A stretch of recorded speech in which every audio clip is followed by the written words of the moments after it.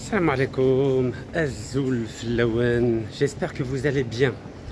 Écoutez, une fois n'est pas coutume, je me balade car je voulais partager avec vous une réflexion philosophique.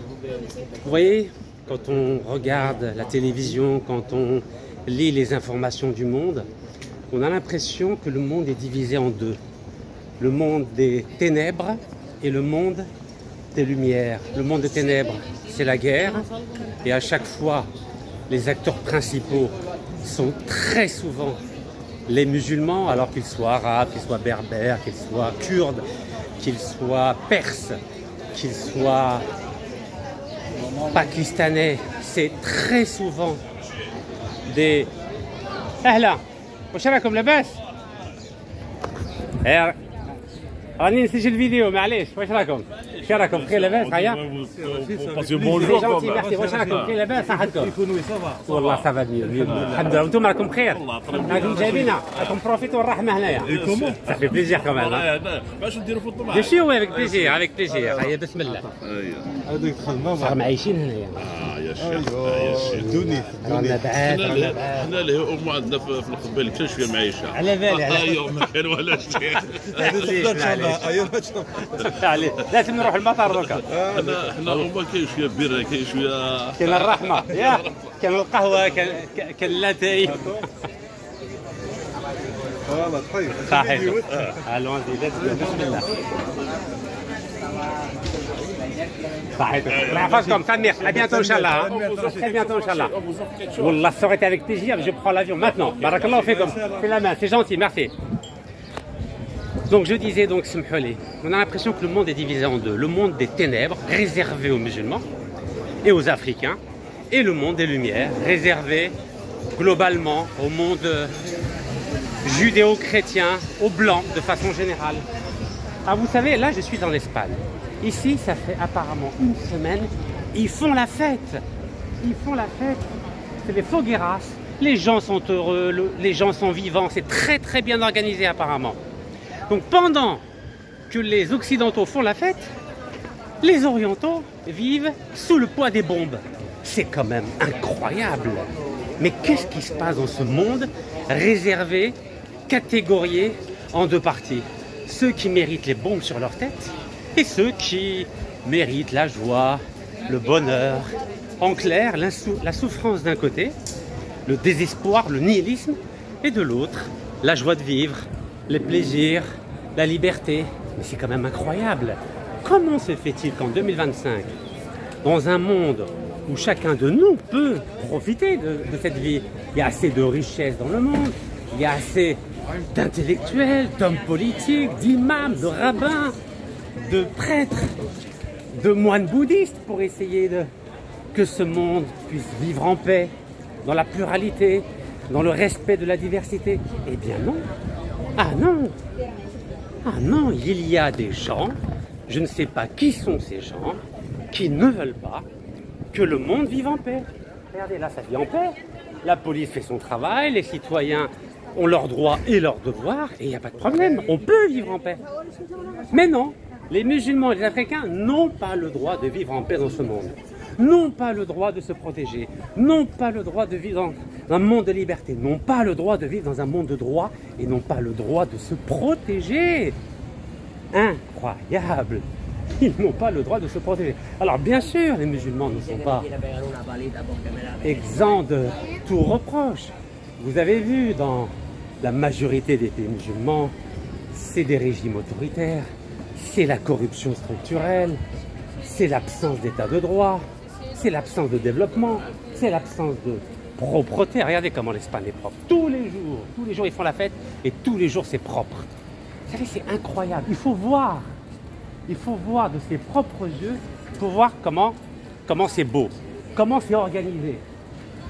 Alors vous savez que dans la religion musulmane, le rituel est organisé 5 fois par jour, la prière, à des heures fixes.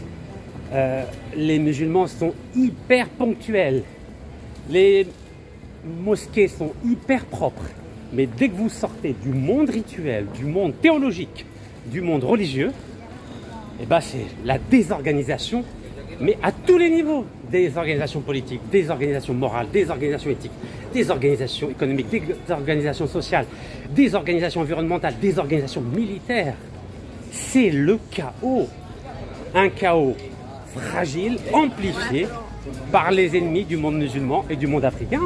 Il suffit de regarder les informations, de lire les journaux, et vous voyez que les seules aires culturelles qui sont en souffrance permanente, c'est l'ère culturelle musulmane et l'ère culturelle africaine.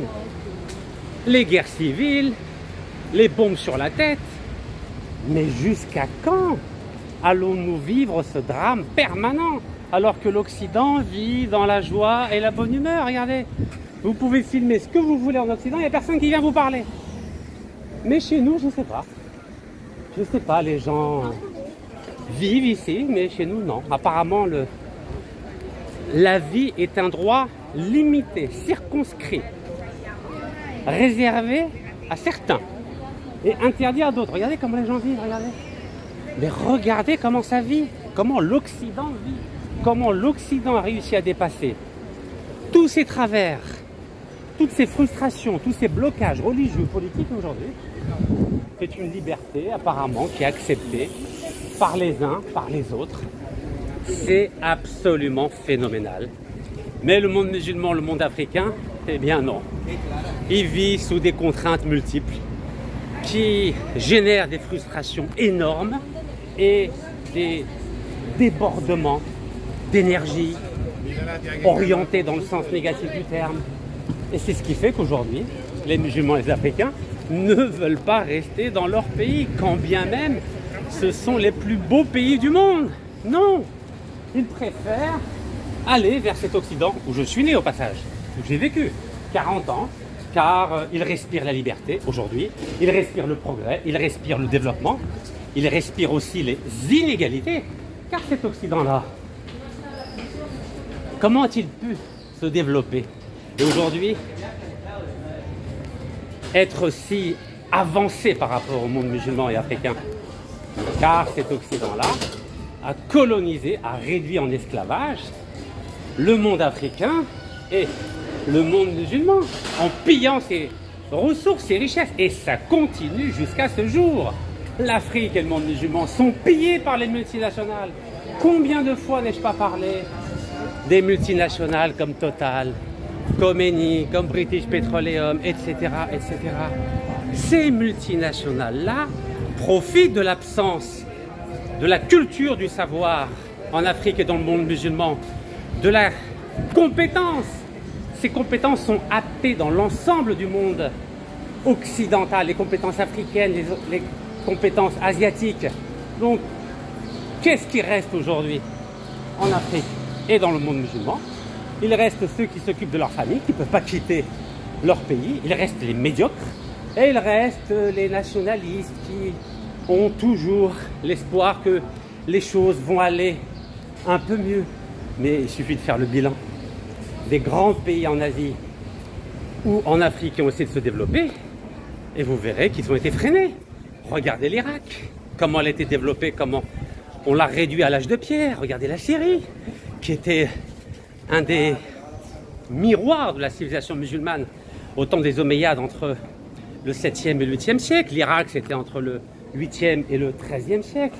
Regardez la Libye, qui connaissait un développement fulgurant avec Kadhafi, certes un régime autoritaire, et qui aujourd'hui est divisé en 2-3 parties, avec 2 guerres civiles. L'Algérie, une guerre civile, regardez le Soudan. Anciennement, il y avait des pharaons noirs, aujourd'hui, regardez. Le pays est divisé entre un sud animiste et chrétien et un nord autoritaire, musulman. Bref, que du désordre. Regardez la République démocratique du Congo, qui est tellement riche en ressources naturelles et tellement pauvre en talent politique, et qui aujourd'hui se fait manger par son petit voisin de l'Est, le Rwanda, aidé par l'Ouganda, avec des guerres civiles à répétition. Mais qu'est-ce que ça veut dire? Mais où va-t-on? Et vous savez, ce qui est terrible, avec le drame actuel de l'actualité lié à Gaza, que tout le monde a oublié depuis 13 jours, ou avec l'Iran, c'est que vous soyez africain, ou musulmans. Et je mets une petite parenthèse par rapport au Pakistan, qui est un cas à part, qui a pu développer la bombe atomique, car les Pakistanais sont des Indiens. Et l'Inde a aussi la bombe atomique. La seule différence entre les Indiens et les Pakistanais, c'est la religion. Les Indiens sont hindouistes et les Pakistanais sont musulmans. Mais regardez Nelson Mandela. Quelle a été la condition pour libérer Nelson Mandela et redonner le pouvoir aux Noirs sud-africains? Il y avait une seule condition, plutôt deux conditions. D'abord, il faut laisser tranquille les Blancs, qui contrôlent jusqu'à ce jour, c'est une minorité en Afrique du Sud, 80% de l'économie sud-africaine. Et la deuxième condition, il fallait que l'Afrique du Sud abandonne ses 200 têtes nucléaires qu'elle avait développées avec Tel Aviv. C'est ça la réalité. Et Nelson Mandela, qui n'avait pas le choix, vous savez, quand on a été 27 ans en prison, quand on a été 27 ans en prison, vous savez, il avait 72 ans, bon, il était peut-être temps de faire des concessions. Donc il a fait des concessions. Il a dit d'accord, je ne touche pas au pouvoir économique et financier des Blancs, qui contrôlent encore une fois 80% de l'économie sud-africaine, et j'accepte de renoncer à mes 200 têtes nucléaires. Donc j'accepte que l'Afrique du Sud ne soit jamais une puissance nucléaire, parce que les Occidentaux ne pouvaient pas se résoudre à ce qu'un pays africain puisse détenir la bombe atomique et commencer à jouer un rôle important dans les relations internationales. Voici la réalité. Donc voilà ce qui s'est passé avec Nelson Mandela à partir de 91, 92, 93, 94.